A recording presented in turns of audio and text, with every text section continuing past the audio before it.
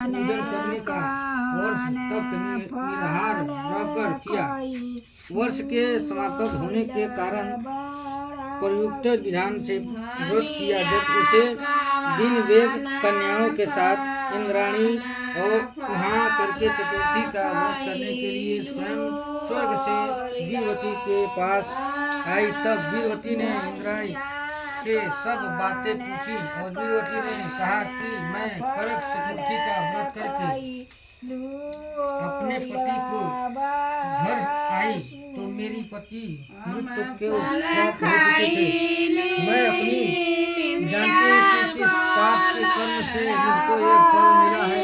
मातेश्वरी, हमारे भाग्य से आप यहाँ आ गई हैं, जो मेरे पति को जीवित करके मुख पर कृपा दीजिए। इंद्राणी ने कहा कि सूर्य एक मत वर्ष चाहिए जो तुमने अपने पिता के घर में करके चतुर्थी का व्रत किया था, जो तो बना चंद्रमा के उदय हुई है, तुमने उसको अर्घ दे दिया था। उसी वर्ष में व्रत दूषित हो गया, तुम्हारा पति मृत्यु को प्राप्त हो गया और तुम यत्न के साथ इस करक चतुर्थी का व्रत करो। तत्पश्चात इस व्रत के प्रभाव से मैं तुम्हारे पति को जीवित कर दूंगी। और श्री कृष्ण जी कहने लगे कि हे द्रौपदी इंद्राणी के वचन सुनकर वीरवती ने विधान पूर्वक उस व्रत को पूरा किया। इस प्रकार का उसके करक चतुर्थी का व्रत करने से इंद्राणी ने प्रसन्न होकर जल के द्वारा अभिचिंतित करके उसके पति को जीवित कर दिया। वह देवता के समान हो गया। उसके पश्चात वीरवती अपने पति के साथ घर आकर आनंदपूर्वक वीरवती के व्रत के प्रभाव से उसका पति धन तथा आयु को प्राप्त किया। तुम भी इस व्रत को यत्न पूर्वक करो। सूत जी कहने लगे कि ये स्त्रियों, इस प्रकार श्री कृष्ण के वचनों को तुम सुनकर द्रौपदी ने इस करवा चौथ का व्रत किया, जिसके प्रभाव से संग्राम में करवा चौथ पर विजय प्राप्त करके अतुलनीय राज्य को प्राप्त किया, जिसे उनका सब दुख दूर हो जाता है। करवा चौथ का एक साहूकार था जिसके बेटे और बेटी थी। सातों भाई और बहन एक साथ बैठकर भोजन करते थे।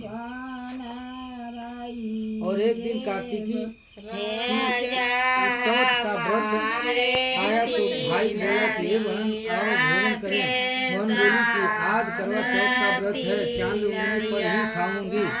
तब भाई ने सोचा कि चांद उगने तक बहन सुखी तक रहेगी, तो एक भाई ने दिया जलाया। दूसरे भाई ने छलनी लेकर उसको ढका और नकली चांद दिखाकर बहन से कहने लगा कि चांद निकल उग गया है और अर्घ दे दे। बहन अपनी भाभी से कहने लगी कि चलो अर्घ देने की। उसकी भाभियाँ बोली तुम्हारा चांद उग गया क्या? हमारा चांद तो रात को उगेगा। बहन ने सब अकेले ही अर्घ दे दिया और खाने लगी।